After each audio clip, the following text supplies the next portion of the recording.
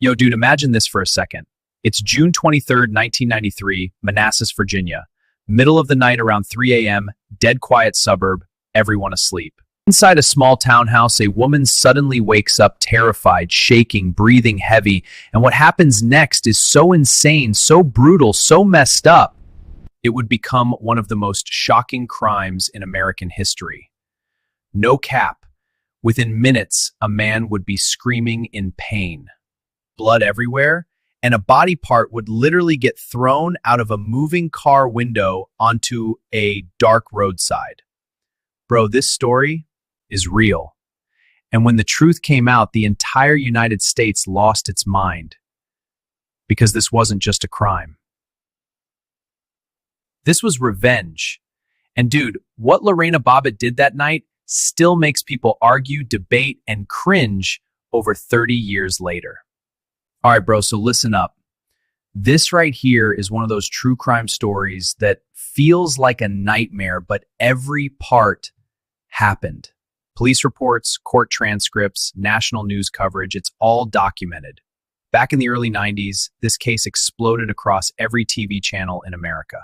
CNN, NBC, newspapers, talk shows, everyone was talking about it. Why? Because the story involved abuse, betrayal, revenge, and a moment so shocking. It changed pop culture forever, straight up.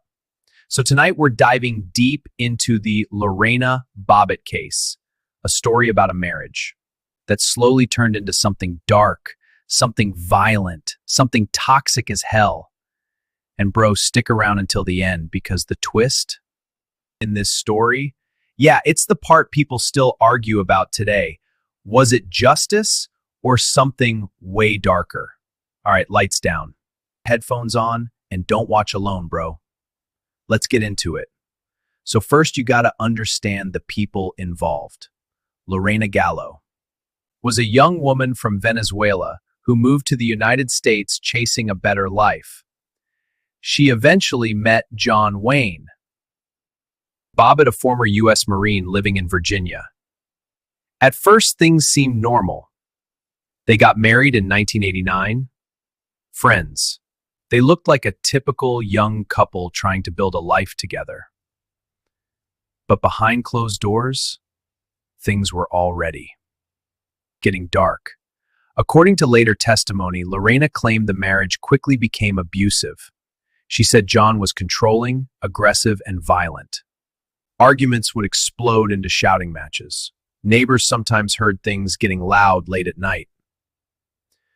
But like a lot of abusive relationships, most of it stayed hidden until that night in June 1993.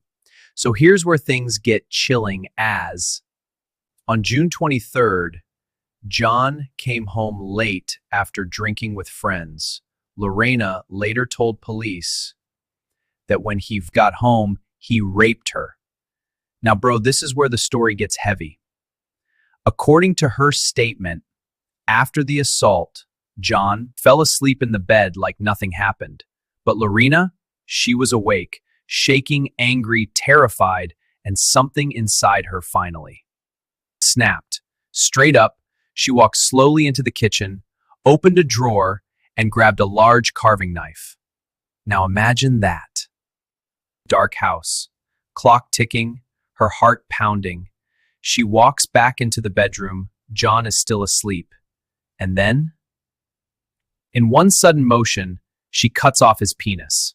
Yeah, no warning, no hesitation, just one brutal act of revenge. John woke up screaming. Neighbors later said they heard horrifying cries coming from the house. Blood everywhere. Absolute chaos. But the story gets even crazier because Lorena didn't stay. She ran out of the house, got into her car, and started. Still holding the knife. Still holding what she had just cut off. Bro, this part sounds unreal.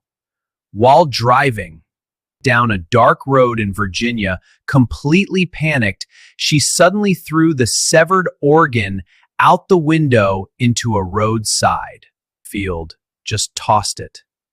Like something out of a horror movie. Eventually, she stopped the car and called 911. Meanwhile, John was rushed to the hospital. Doctors were dealing with something they almost never see in real life. But here's the insane part. Police actually went searching for the missing piece, found it in the field, packed it in ice, and surgeons managed to reattach it. Yeah, straight up. One of the strangest medical emergencies ever recorded. But the real storm came next. Because once the media got hold of the story, bro, it blew up nationwide. Every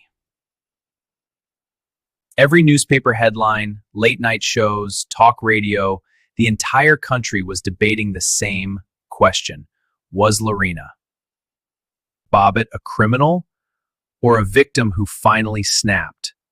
During the trial, Lorena's defense argued years of domestic abuse and psychological trauma pushed her over the edge.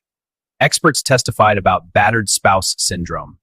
Meanwhile, prosecutors argued that no matter what happened, mutilation was still a violent crime. The courtroom was packed, cameras everywhere. The whole thing became one of the most famous trials of the 1990s. Then came the verdict. In January 1994, Lorena Bobbitt was found not guilty by reason of temporary insanity. The court ruled that she had suffered a mental breakdown caused by trauma and abuse instead of prison. She spent time in a psychiatric hospital for evaluation. John Bobbitt, his life also spiraled into chaos after the trial. Legal trouble, fights, arrests.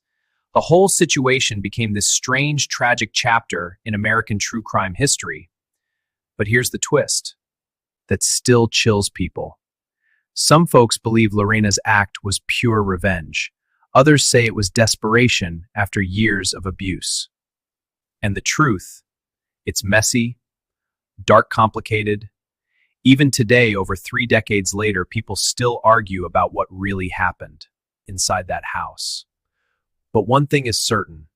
That night in Virginia, 1993, a single moment of rage turned a private marriage nightmare into one of the most infamous true crime stories America has ever seen. So yeah, bro.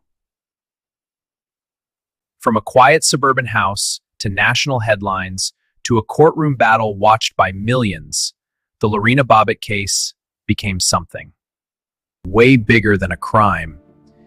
It became a conversation about abuse, revenge, justice, and how far someone can be pushed before they finally break. And honestly, stories like this remind us something chilling. Sometimes the scariest things in the world aren't monsters or ghosts. It's what happens when real people reach their absolute breaking point. No cap. If this story gave you chills, make sure you smash that like button, subscribe to the Zaingi Files, and turn on notifications so you don't miss the next dark case. We drop true crime, horror, and revenge stories every week. And trust me, bro, some of the cases coming up, yeah, you might not sleep after those. Also check the links in the description for exclusive case files and behind-the-scenes research. And I gotta ask you something. After hearing this whole story, what do you think really happened that night? Justice, revenge, or something in between? Drop your thoughts in the comments, because honestly, this case still divides people to this day. And remember, stay curious, stay aware, and I'll see you in the next file. Because sometimes the darkest stories in history come from moments where ordinary people finally snap. And those moments can change lives, families, and even entire countries forever. That's the file for tonight. Stay safe, stay aware, and keep your eyes open for the next story.